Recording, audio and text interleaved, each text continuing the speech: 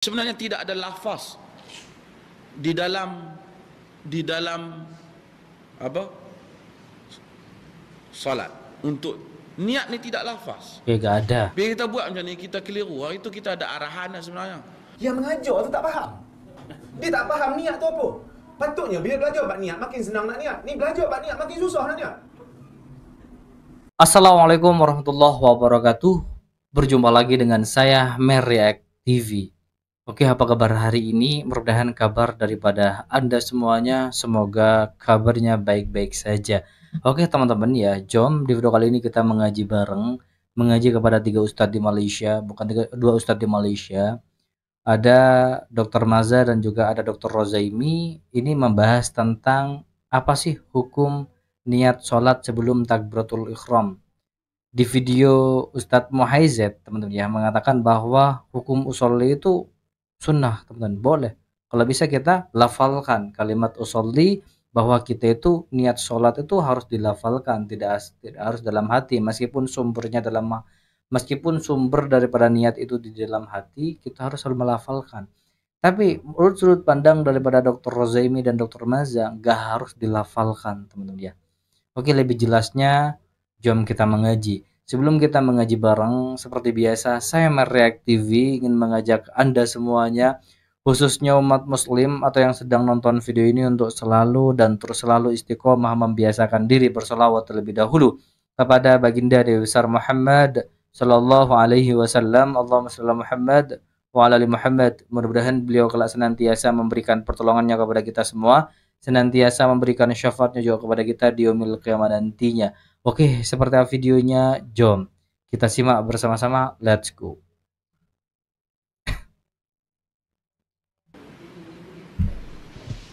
Saya tak nampak. Sebenarnya tidak perlu tulisan ini, saya nampak. Tak perlu berarti ya. Sunnat tahiyatul masjid raka'atain lillahi ta'ala.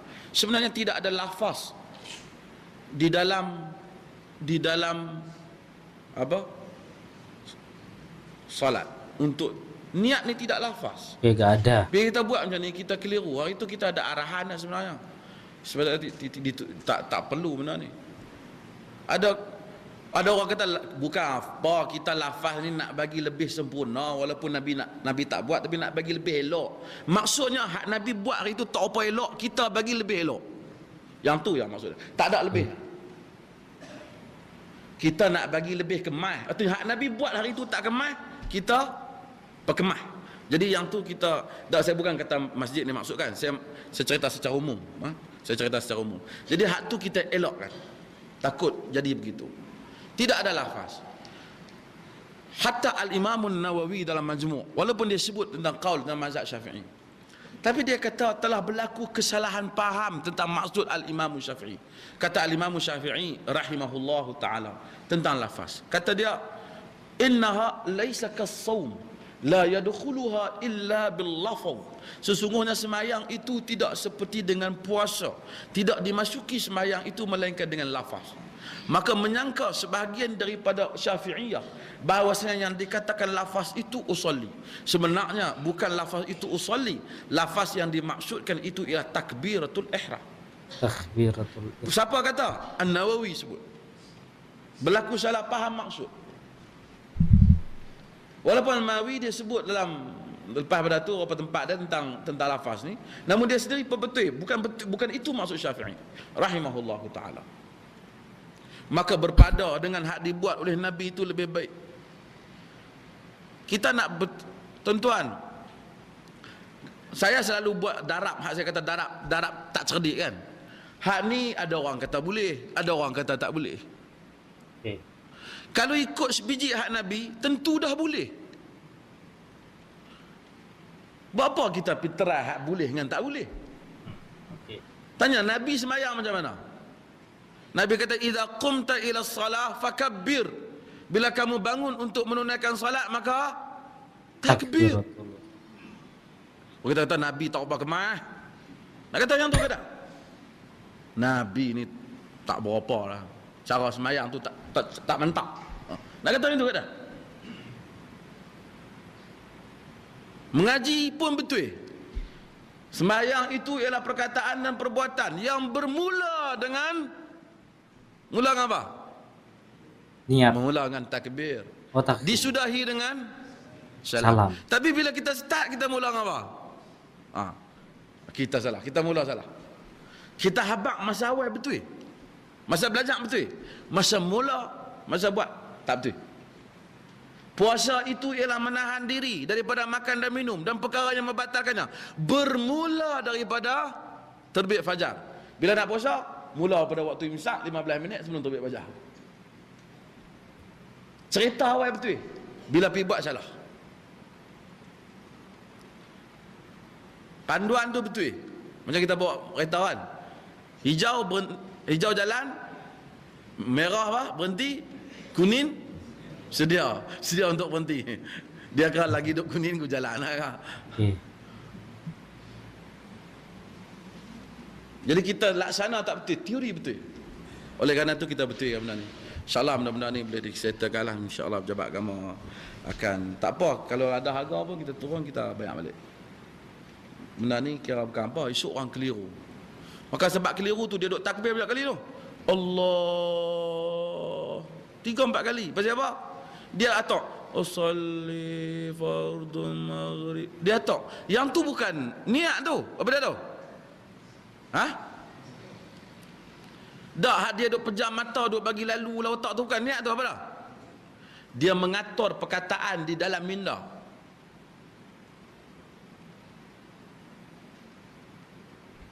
Dia atur perkataan otak. Niat ni minum air, dah niat nak cakap ni, dah niat. Tuan-tuan nak bangkit bukan nak kata nak semayang, nak bangkit berdiri semayang tu mesti ada niat. Kalau tak ada niat, duduk di rumah tak main masjid sampai kesudah pagi esok tu, dah tak ada niat nak semayang. Kalau tak ada niat, pergi ambil wuduk pun tak pergi ambil, mesti niat ada. Ya. Gak usah dilafalkan. Takkan duduk langsung, duduk niat tak ada lagi, duduk 3-4 kali niat tak ada. Ini semua tak masuk akal. Kembali pada sunnah. Balik pada sunnah.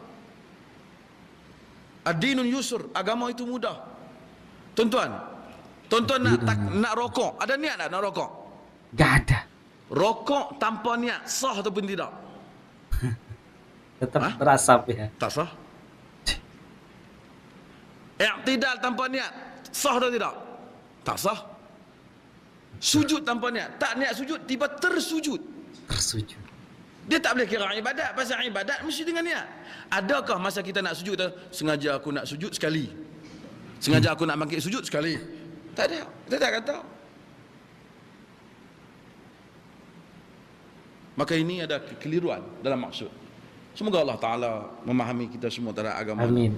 Doa tuan-tuan banyak-banyak. Ingat teman-teman ya, berarti dalam sholat niat itu tidak wajib dilafalkan dan tidak harus dilafalkan.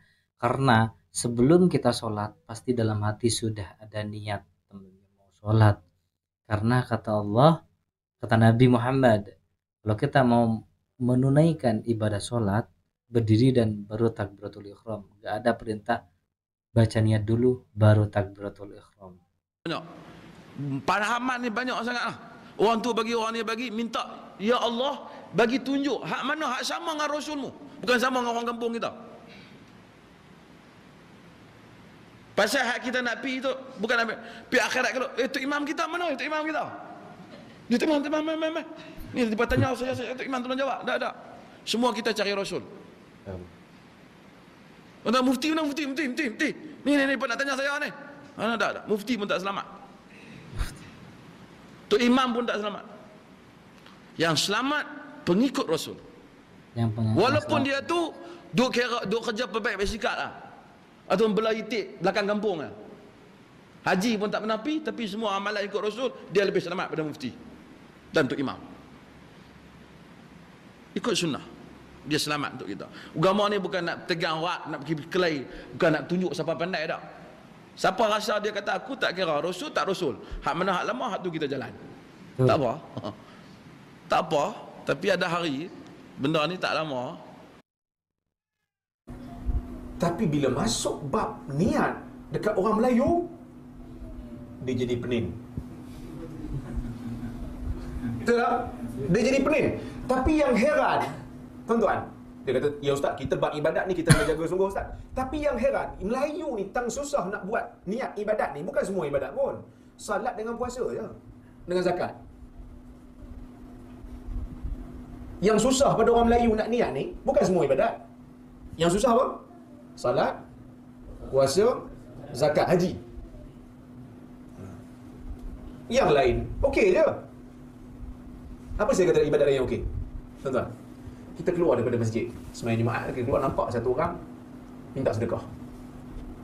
Nampak kesian duduk tengah panas ni kan. Hambang ni sian. Saya pun nampak macam ada rezeki lebih bulan ni. Seluk RM5 bagi. Masa bagi tu, akad kita dengan dia akad apa? Hibah ataupun sedekah kan. So kita bagi tu maksud ibadat lah kan. Ibadat. Masa kita bagi tu, ada tak kita tarik balik? Siapa tarik balik ni? Bagi balik. Oh, sorry, niat tak masuk. Harus berarti ya. Ha? Tak ada. Kita bagi tu apa ya? Orang tanya pasal apa bagi ke dia? Sian tengok dia sedekah, saja sedekah.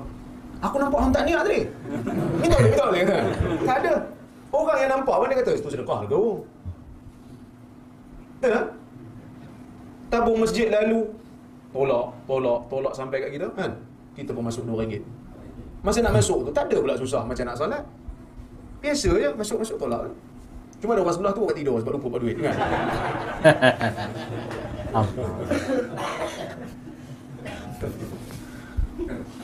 Sebab apa? Sebab kita masa belajar niat tu kita ditekan dengan salah faham.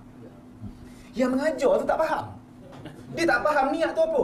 Patutnya bila belajar bab niat makin senang nak niat. Ni belajar bab niat makin susah nak niat. Saya tak nafi, memang ulama sebut niat ni dia mesti ada ta'yin, mesti ada qasad, ta'yin, ta'arud kan. Mesti ada yang tu. Sebenarnya kita nak salat, kita duduk dalam saf, memang dah ada qasad. Orang tanya, "Pakcik nak solat apa pakcik?" Dia pun tengok. Hang gila apa? Ni waktu Zuhur. Pakcik orang Penang pula kan. Hang gila apa? Ni waktu Zuhur. Lahak kan. Sembahyang Zuhur lah kan. Dia angkat takbir Allahu Akbar. Dia tahu dah 4 rakaat. So niat sudah ada. Masa dia angkat takbir tu tak dia nak fikir dengan takbir tu dia, orang tanya, "Pakcik, ni takbir nak buat apa ni pakcik?" Saya pun tak tahu nak buat apa dengan takbir ni. Yang tu baru tak ada niat. Orang takap tangan dia, "Pakcik, takbir ni nak buat apa?"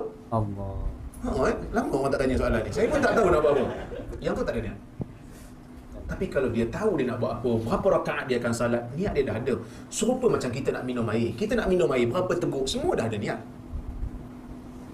Semua dah ada niat. Kita datang sini tadi, ada niat tak? Ada niat. Kan Nabi kata, kalau satu orang keluar, nak merentas sebuah jalan, nak cari ilmu. Maksudnya, tujuan dia mencari ilmu.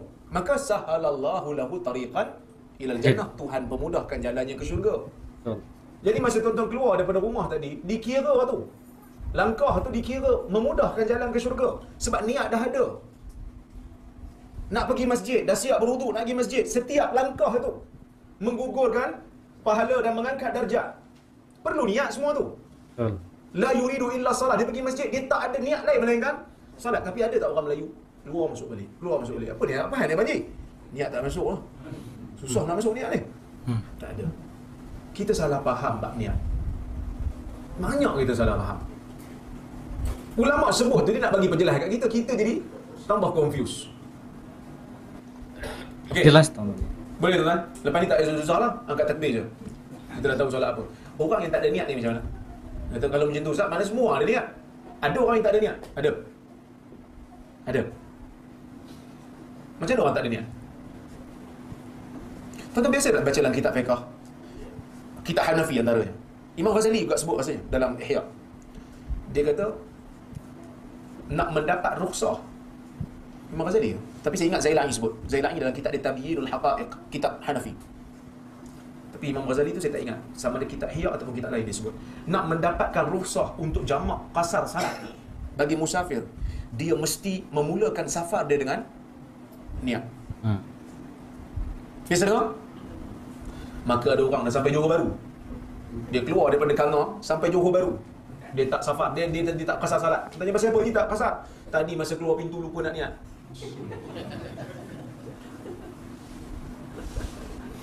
Kita patut kena bagi betul kat dia. Kita kata tadi, Haji, tadi masa keluar daripada rumah tadi, dekat Kalnar tadi, masa start kereta tadi, tahu tak nak pergi mana? Tahu nak pergi Johor Bahru, nak makan kenduri. Tu niat dah ada lah tu. Dia nak bezakan dengan orang yang bermusafir tanpa niat, iaitu orang yang berjalan, dia tak ada arah tuju. Katalah dia lepas putus tunang, Feras menongging, so dia ambil kereta, dia ambil kunci kereta, dia jalan. Nak ke mana tu? Ke mana tayarku membawa diriku. Asik. Kan? Yang tu orang tak ada niat. Tengok dia jalan, dia tak ada tujuan. Jalan, tengok. Dah sampai dah. Apa masafah yang jarak yang boleh untuk membolehkan dia qasar salat. So dia adakah dia boleh qasar? Tak boleh, ikut sebagai ulama kata tak boleh, kerana daripada awal tadi dia tidak ada tujuan nak bermusafir. Itu maksud niat. Dia salah faham kan? Dia ingat niat tu mesti dilafazkan. Tak, niat bukan dilafazkan.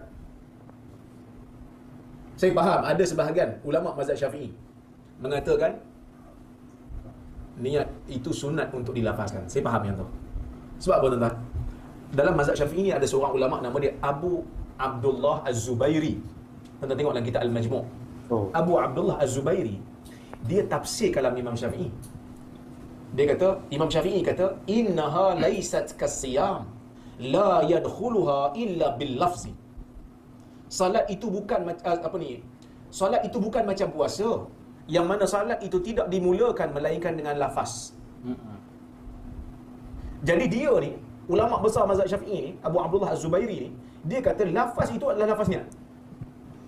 Maka dia kata wajib untuk melafazkan niat. Imam Nawawi dalam kitab Majmu' dia tak setuju. Dia kata bukan lafaz niat, takbir. Maka ada dua nukilan lah kan. Ada yang kata takbir, ada yang kata niat. Maka sebahagian kata tak apalah, kita katakan mustahab untuk membantu jiwa, mengukuhkan lagi apa yang kita nak buat. Tapi Ibn Rajab, tuan-tuan, dia bawa satu riwayat daripada Ibnu Umar. Tuan-tuan tengok kitab Jami' Ulumul Hikam. Kitab ni tuan-tuan kena baca. Kitab ni saya tak tahu, saya jatuh cinta dengan tulisan Ibn Rajab. Mula-mula kitab Ibn Rajab saya baca Syarah Al-Tirmizi, saya tahu memang dia hebat. So saya baca Jami' Ulumul Hikam. Tapi dia Hanbali lah. Okey, bukan sesat pun Hanbali. Hanbali okey.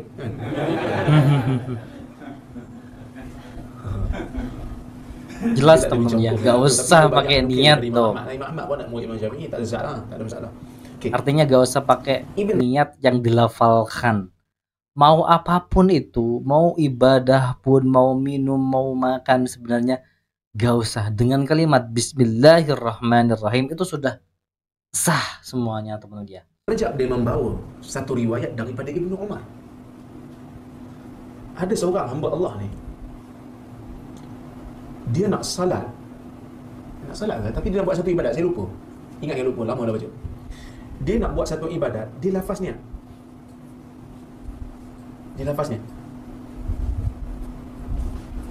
Ibn Umar tanya dia, atu'allimun nas awalaysa Allah qad ya'lamu ma fi qalbik? Ibn Umar ni dia keras berpegang dengan sunnah. Maka dia kata, bila dia dengar je orang tu lafaz ni, engkau nak bagi manusia tahu ke? Nak mengajar manusia ke?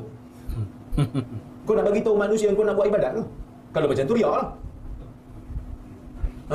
Riak lah tu nak bagi tahu. Kalau dia kata tak, aku saja je nak lafaz niat. Adakah engkau rasa Allah Ta'ala tak tahu apa benda yang ada dalam jiwa kau sampai kau nak lafazkan? Maka saya katakan, walaupun mazhab Syafi'i mengatakan sunnah, tetapi sebenarnya yang paling hampir dengan kebenaran, yang paling hampir dengan apa yang Nabi buat, yang Nabi tunjuk, niat ini tidak dilafazkan melainkan pada tempat yang memang Nabi lafaz. Betul. Ada tak tempat yang Nabi lafaz? Hati. Waktu bila? Haji.